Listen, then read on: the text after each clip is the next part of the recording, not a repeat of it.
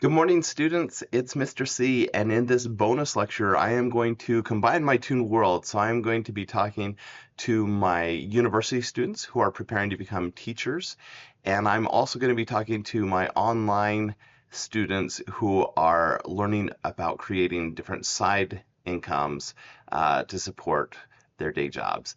Now, these two worlds are intentionally combined. This is why I created the YouTube channel in the first place, was because I was thinking about my children and my university students and what advice could I give them or how could I help them be more successful moving forward. But today's just a good excuse. I haven't combined these audiences so directly before, so I'm kind of excited about it. The reason I'm combining today is our topic is some of the things I've learned about money. And at the end of each semester, as we get to the end and my students, we have parties and I donate thousands of dollars worth of products and different things to my students. And so I always get the question, how can you afford to do this? Seems like you live pretty comfortably for a teacher. And I do. And so while I don't share this during the semester, I share little bits and pieces. I wanted to have a dedicated bonus lecture on some of the things that I've learned about money because it has made a difference, and I do want my students to live their best lives. And so this is an important topic for me. Now, I have to give my disclaimer first that this is not financial advice, it's not legal advice. I'm not a trained professional. I've made a lot of mistakes in money. I just want to share some of my own experiences. And obviously, you should seek out professional help if you can. But again, that's one of the things for me is I as a school teacher never could afford a lot of that extra help. And so I wish there had been resources like this 20 years ago when I started down this journey. I'm just going to share a lot of the things I've learned, but the number one thing that I learned, and this started back when I was a college student, was be a lifelong learner. And in this case, be a student of wealth accumulation. It looks like my slides are getting cut off a little bit here. Let me see if I can drag that in a little bit better. All right, that's better. All right. Well, I think that it starts with learning. And I think back to when I was an undergraduate and I did not come from a household where we talked about money. I had always had a job. I had a paper route when I was 10. I got hired at the hospital as an aide when I was 16. I worked full time during the summers doing mosquito abatement and other things. So I'd always had this work ethic. And when I got to college, I continued to work. But I didn't know how to keep. That was the problem is I would earn money and I would spend money. And I spent a lot of money in my younger days. But I quickly learned in college that the money goes quickly when you're paying for books and tuition and things like that. And so I started studying money. Now, for me, it started with checking out books from the library. One of the first books I ever read, and I'm going to give you my top book recommendations here, but don't feel overwhelmed because I'm going to fill this whole screen with books. It starts with reading a book. Now, this was not the most engaging book I ever read, but The Millionaire Next Door was an important book for me because it talked about money mindset. It had examples of people who didn't look like they were wealthy, the garbage man, but had incredible wealth because they owned the garbage truck, right? And it talks about how you can keep your money. And the whole idea behind The Millionaire Next Door is if we're in a normal neighborhood, you would be surprised who has the money. And it's come full circle for me now because I live in a fairly affluent neighborhood. There are doctors, lawyers, dentists, and I doubt anyone knows that I probably make more money than all of them. And it's because we live very frugally. I still buy all my clothes at the thrift stop. I drive a 10-year-old car with a broken bumper and a broken windshield. But we have the money and we have the stability and the financial security that comes with that. And that has been a game changer for us in our lives. So I loved The Millionaire Next Door because of the mindset and the principles it taught. There are other classics that also just have good money sense. Think and Go Rich, The Richest Man in Babylon. Those were important books. And quick reads. Another book that was important for me early on for developing a money mindset was Rich Dad Poor Dad.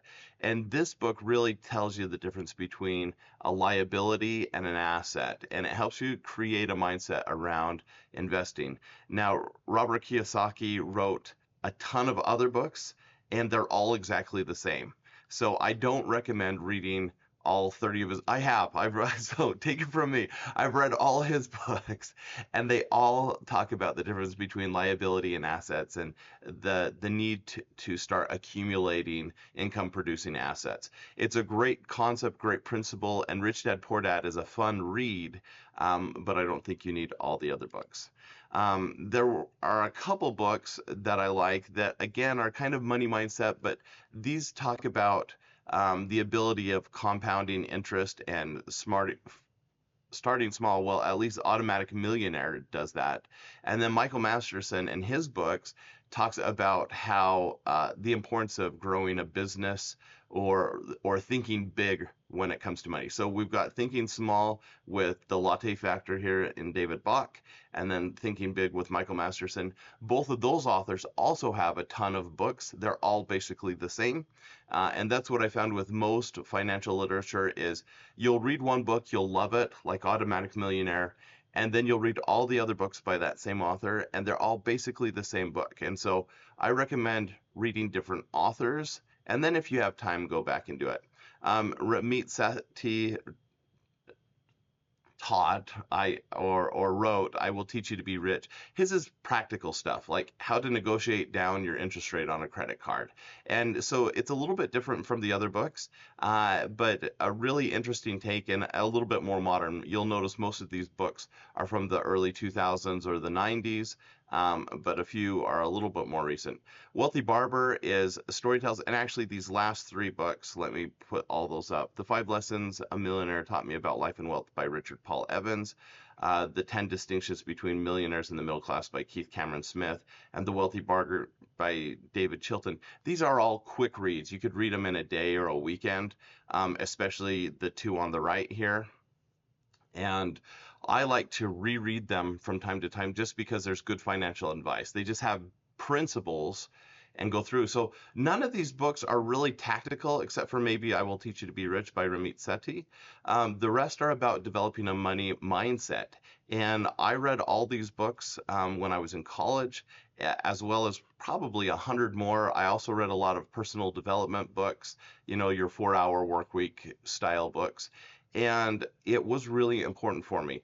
Now, I say read, but I don't recommend you read. I recommend you listen.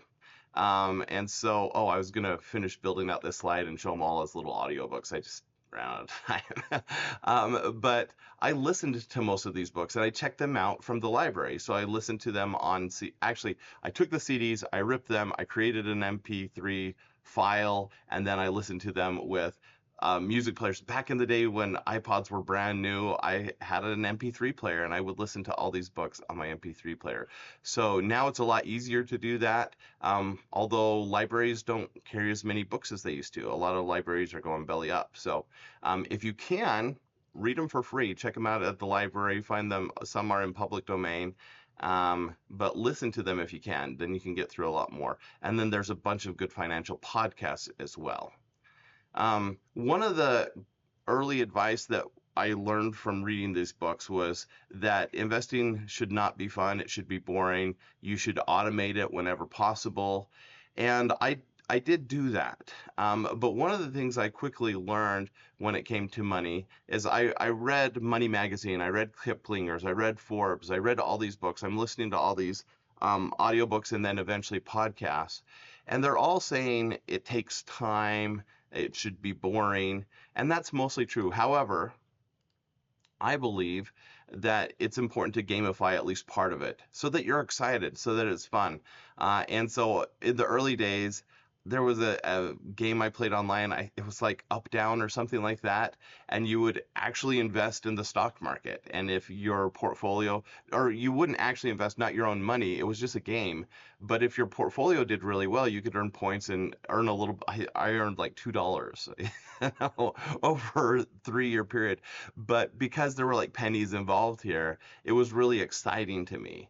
The way I gamify things now is I occasionally pick individual stocks, which as a general rule of thumb, you want to follow the market, right? Invest in an index fund or an ETF, a mutual fund. And when we do retirement investing, that's typically where they put our money. It's safer, it's more secure. But when you invest in individual stocks, so I have an account with E-Trade where I can just buy a stock, and I did this last week. There was a big dip in the market, a lot of people afraid with tariffs and things like that. So the market dropped. And so there were stocks at a discount, and I bought some. And it was for individual companies. And so I like doing that because then when it rebounds, you're like, oh, I made this decision and my money quadrupled in a week, right? And I do it with small amounts of money, but it keeps the money part alive and fun for me. And so I did start investing in the stock market when I was a graduate student. When I was working on my master's degree, I was a newlywed, and there was one year where both me and my wife were working full time while I went to school full time, and we earned a whopping $38,000. It was the most money we'd ever seen. It was more than we needed to live, even though we lived in Connecticut where it's expensive to live. We were able to invest $7,000 that year and put it in the stock market. And over time, that money has doubled, tripled, quadrupled, and it's been exciting to see that happen. That was put into index funds through Vanguard. But I learned enough to open an account. I started with a $3,000 investment and then added a little bit more as the year went on. I wanted that to be tax advantaged, so I opened a Roth IRA, and over time that has done really well. And then I've continued to put money into index funds through retirement plans through work. And being a teacher, we have generous benefits when it comes to retirement. And so now I'm looking at a portfolio of over 6 figures of stocks and bonds just because I've invested a little bit over time. But I also pick individual stocks, and I only have about $10,000 that way, but that's the funnest part of my portfolio. So that's one thing I've learned. Another thing I learned early on was the difference, and I think about the rule of 72. The rule of 72 basically says, take, oh, I'm going to get this wrong. Google it. It basically says you're going to double your money every so many years. You take 72 and divide it by the interest rate. So if the interest rate is 10%, which historically the stock market's been 10%, then that means you'll double your money every 7.2 years, right? And so I remember early on in our marriage, the flat screens were becoming a thing, and you could get a flat screen for like $1,000. And so then I used the rule of 72, and I thought, all right, we're 25 now. If we spend $1,000, we get this television. But if we take that $1,000 and put it in the stock market, what would it be when we retired? So then I think, all right, every 7 years, so 25 to 32, 39, 46, 53, 60, let's say 67. That's about the retirement age now. By the time I get 67, it might be higher, but let's say that. So it's going to double 6 times. So if we start with $1,000, then we're going to double once, 2,000, 4,000, 8,000, 16,000, 32,000, and 64,000. So that flat screen TV is worth $1,000 of pleasure now, or $64,000 in retirement. And I started making money decisions that way. I have this picture of my son bringing in the milk because it was hard. It was hard to save money. It was hard to live within our means. It was hard to not take out any more debt than we needed to. And actually, I didn't take out a single loan when I was an undergrad. I didn't take out a single loan during my master's degree. But then working on my PhD, I needed to. But the milk thing here. There was one day where we were coming home from the grocery store as newlyweds, and I think my wife teared up a little bit because we saw somebody go by in their car, and we both thought the same thing, and we talked about it. Won't it be great one day when we can buy 2 gallons of milk instead of 1 gallon for our little family? And it was hard. We sacrificed a lot in those early days because we didn't have money, we didn't have means, but we were independent and we were going to make it work. And we still indulged. We got pizza at Little Caesars every Friday for $5. But but there were things we went without, and we continue to go without today so that we can meet our financial goals. And so when we think about things like big indulgences, if it's an experience, we'll often say yes. In the last year, we went on 4 luxury vacations. We took my wife on a cruise to Mexico. We took the whole family to Peru for a couple weeks. We did a luxury vacation, I should say, luxury with air quotes, to Utah and Idaho, but where we rented a boat, went to a really nice cabin, did different things. That was a fun one. We went to Florida for a week. So we are spending money, but we're spending that kind of money now where as newlyweds, it was road trips, right? And it was camping and it was finding the ways to save money.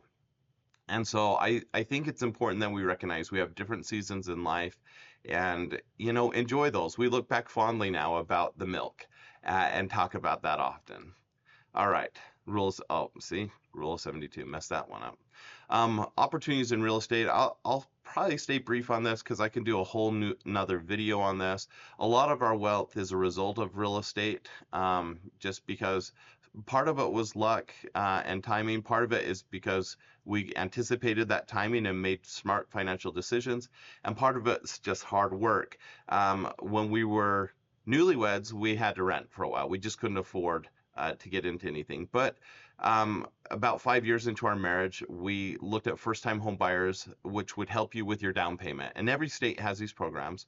And you still have to pay PMI, which is a mortgage insurance. And so it's just worthless money that goes to waste. So if you can buy a house with 20% down, or I think it's 20% down, then you don't have to pay that extra insurance. And that's how we buy things now.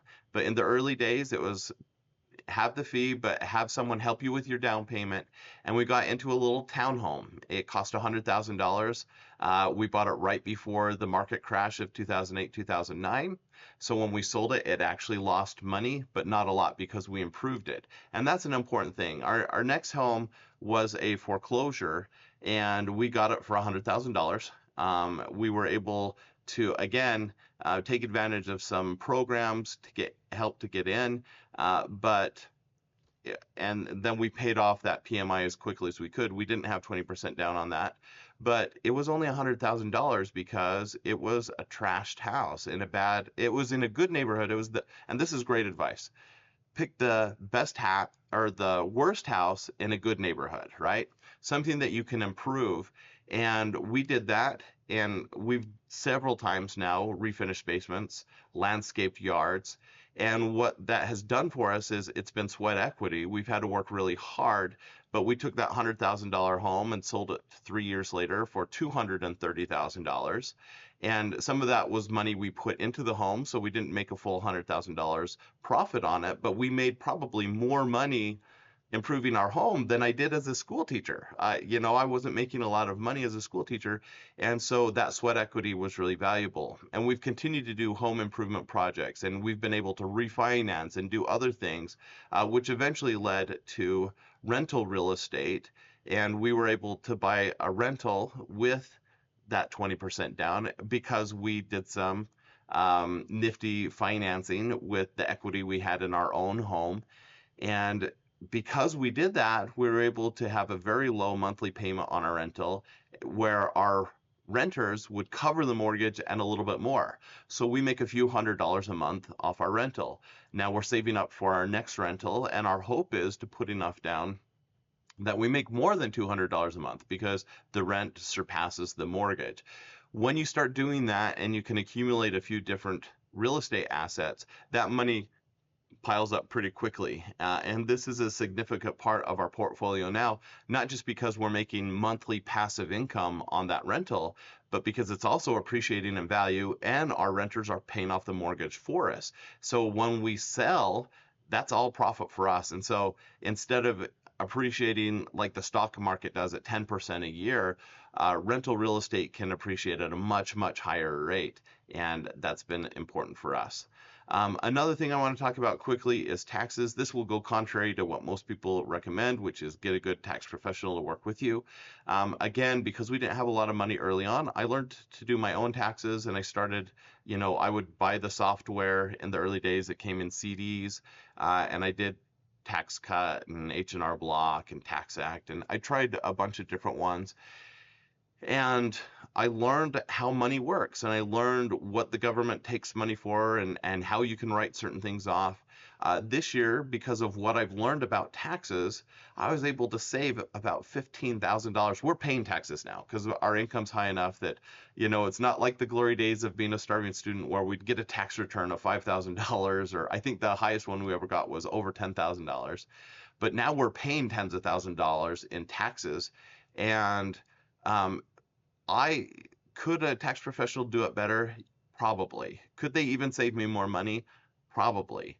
But I like to do my own taxes because it helps me understand how money works. So part of being a lifelong learner and a learner of financial matters is I do my own taxes, and I've learned a lot by doing that. And so I don't know if this is necessarily advice, but something to consider is try it. Google how to do your own taxes. And um, maybe if you're lucky, my dad walked me through it the first time, but then I did it on my own after that. And great experience, although I still hate it. A few last things I want to talk on. Let your kids work. This is something that's important. Work ethic has been one of the biggest factors of our success as a family. And our kids always hustled. Lemonade stands, ice cream stands, or ice cream carts. My daughter made a cart and took it around the neighborhood with ice cream. We hired our son to build us a arcade console during COVID, and it was a great project because I didn't have the time to do it, and so I hired him. And I also involve my students sometimes in putting together products for me for reviews. My son restored a Mustang and made a hefty profit by buying an old car, fixing it up, and selling it for more. I think this is important that we let our kids learn how to work. Do they need to have a W-2 job? Not necessarily. Our daughter had one last year and it was a great experience for her. Our older son never had a W-2, but just hustled. He went around the neighborhood and got jobs in landscaping, lawn care, irrigating, and a bunch of other jobs because he hustled. I'm hiring one of my children this summer to edit for me, to edit videos. And so we're giving them opportunities to work. And that's the key here. We're generous with what we pay our children for the extra jobs. They have their normal chores that they do, and they're expected to contribute to our family. But then we say, hey, we need extra help with this. And we'll let our kids do it. And then we pay them generously so they want to do those extra chores. So I did this yesterday. I didn't have time. The kids have different garbage assignments, but it doesn't cover the whole house. And I didn't have time to do my assignment. And my wife we're both busy right now with different things. And so I said, hey, if you empty all the garbages, I'll give you an extra $3. And it took an extra 2 minutes to get all the extra garbages, but then they made an extra $3. And I think that's important. The reason we want our kids to work now is we want them to become independent adults. I put this slide out of order. Let me come to this one and then I'll go back. When I graduated, when I got my master's degree, my father flew out for the graduation and he gave me a card.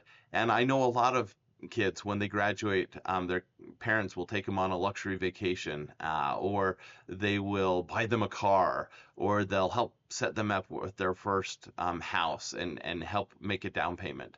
My dad wrote me a card and he gave me $5. And it was the best $5 I've ever earned.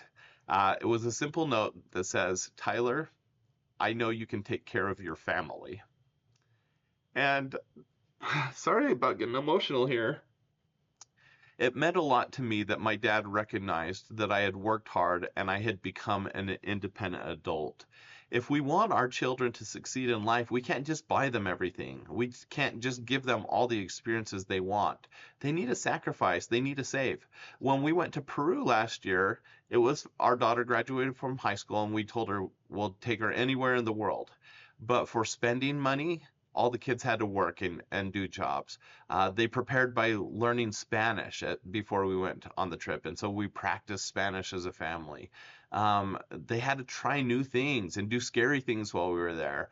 And so um, I think it's important that we give kids opportunities to learn and grow so they can become independent. One of the tragedies of The Millionaire Next Door is it recognizes that second generation wealth usually goes poorly. If you're a self-made millionaire, you usually want to spoil your kids and give them all the things you went without.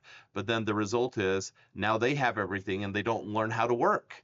And so the important thing is that we can spoil our kids from time to time. We can give them experiences, and that's certainly what we prioritize in our home. But then we want to teach them how to work and how to become independent. All right. Warren Buffett is brilliant. If you're not familiar with him, he's an investor. He runs Berkshire Hathaway, which is one of the most successful stock investments over the last 50 years. And the advice that he has given, and it's been quoted and quoted and quoted, is be fearful when others are greedy and greedy when others are fearful. Meaning, there are opportunities. When 1987 hit and the stock market crashed, my parents' generation all freaked out and they sold when the market was at the bottom. They sold their stocks, and so they got pennies on the dollar and then never invested in the stock market again because they had lost all their money. And I know a lot of people who have been in situations like that. Recently, we had a similar dip in the market because of COVID. And what we did in our home instead was we got a government stimulus where they sent us extra money to help get us through. Now, that of course led to inflation, and there were a lot of things that I wish had happened differently during COVID. But we took that, and rather than doing what a lot of people did, which was, oh, we have this extra money we've never had, let's buy a new car, let's go on a luxury vacation. Instead, we gave our kids a little bit of money of their own from that stipend, and then we took the rest and we invested it. And a year later, all that money had quadrupled. And so our kids who only invested a couple $100 in the stock market now have a couple $1,000s in the stock market because they were greedy when others were fearful, meaning they were making smart financial decisions when other people were panicking. Now, that's easier said than done. It's hard to function this way unless you are living year to year or decade to decade instead of paycheck to paycheck. And so it starts with making some smart financial decisions, start investing money, give yourself that financial buffer. So if things break, if things go wrong, we're buying a dishwasher right now, we're buying a heater for our renters right now, but we don't have to stress out because we have the money for that. And so because of that, we can take advantage of opportunities. There was a small dip in the market last week, and I bought stocks during that dip, and then it shot back up. And so already that money has done really, really well. All right. Few last things. It comes down to hard work. Today I woke up at 3:45 because I wanted to record this lecture for you, and I still have to prep other things for my class. We're having class parties today, but I still have to prepare a few things for that. So I'm up early most days. That's when I work best, right? And I have an awesome schedule because I made it myself and I can dictate a lot of when I do things. That came after 20 years of hard work. And so I wish it had started that way, but as a school teacher, you're just with your students all the time. But now I have a much more flexible schedule at the university. But that doesn't mean I just coast. I'm in a position where I don't have to work very hard. I could put in a few hours a week and still do a good job. But I wake up early and I work hard because that keeps me happy and satisfied, but it also leads to that financial independence that we've been talking about. Um, John Huntsman Sr. passed away a few years ago, billionaire philanthropist. Started with Huntsman Chemical Corp, developed the little styrofoam that you put your Big Mac in, made a lot of money, and then created cancer research institutes in Salt Lake and has done other things, donated billions of dollars. And one of the things that touched me when I read a book about him was when he was a college student and newlywed and didn't have money, he and his wife decided together that they would donate a percentage of every dollar they earned, and that they would also give themselves a percentage of every dollar earned, meaning they would save it, they would invest it. And so while their portfolio grew and they gained more and more financial stability, they were able to give generously. Now, in the bottom corner, I said, just don't let friends and family know about it. You don't want people hounding you for money. You want to be able to give. I was able to donate close to $50,000 this year. But no one in my neighborhood knows about it. No one in my family knows about it. I don't post things like that on social media. In fact, I rarely post anything that has to do with money or vacations or toys on social media because I don't want to have to keep up with the Joneses. I want to be able to do what I feel is best. And I'm a stickler. When they ask you to round up at the grocery store to donate the extra 17 cents, I say no every time. I am very strategic with where I put my money because I want to make sure it makes a difference. And so I look for causes that I believe in. I do tithe as a religious person, I tithe to my church. But I think it's important to give generously. And if you start with a percentage, even if you don't, it's like the widow's mite, right? Maybe you don't have much, but you give what you can. And then as your means grow, so can your generosity. Finally, I want to end with just dreaming big. I think it's important to have big goals. I've always had and set like 1 year goals, 5 year goals, 20-year goals. And then you think about it and you dream. And even this weekend, I don't know if you can see this. I'm thinking about the next property I want to build for retirement, and I want to have a little bit more space. And so I'm starting to map out what the yard will look like and what features, what direction the house is going to face, how we're going to design it. I don't want to build it myself, but I want to design it myself and then hire that out. And that makes wealth accumulation so much more enjoyable when you have tangible goals. It's fun to have different pockets of money that you can spend on different things or invest. We have like 8 different savings accounts because we automatically deposit our paychecks into different pockets. And then once it reaches a certain amount, so we have like a retirement account that we put like in $100 every paycheck. And once it gets to 1,000, then we invest it in something. So it will go into the stock market or it will go into hard assets like gold or silver, or it will go into some other, maybe real estate. Actually, we have a separate real estate account. But having those different accounts allows us to think, all right, how are we going to invest next? What are we going to purchase? What kind of asset can we buy that will give us money over time? And I think I want to wrap up with that. I hope that this brief lecture on finances has been helpful for you. I love my job as a teacher. This is my dream retirement. I'm living it right now. I get to teach during the day, which I love. I get to do a little bit of public speaking. I wish I was doing more of that. That's something I really love as well. And then I get to create content and do that in fun areas. Right now I just started a new channel where I open up baseball cards and it's ridiculous.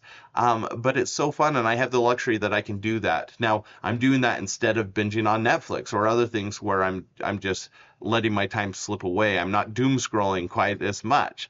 But I really love this stage of my life, and I hope that you students can start establishing some of these habits that will set you up for success. And hopefully it doesn't take you 20 years like it took me. Hopefully you can do it faster. I certainly think for my own children, they're already 10 times ahead of where I was at their stage. And so I think you implement a few of these things that we've talked about today, it can make a big difference for you. Hope this was helpful. If you are one of my students, you might want to subscribe to this channel just to learn about other side hustles. Right now, I mostly talk about doing product reviews, but have plans to talk about more about the real estate, more about stocks and investing in dividend producing stocks. Some of the other side hustles that I've done, like writing books and getting royalties off that. So subscribe for that kind of content if this was helpful for you. For the rest of you subscribers, I hope this was helpful too. Even though it was geared at younger kids, hopefully you found some value in it. I'd love to know what you learned if you want to drop that in the comments, and have a wonderful day. Bye-bye.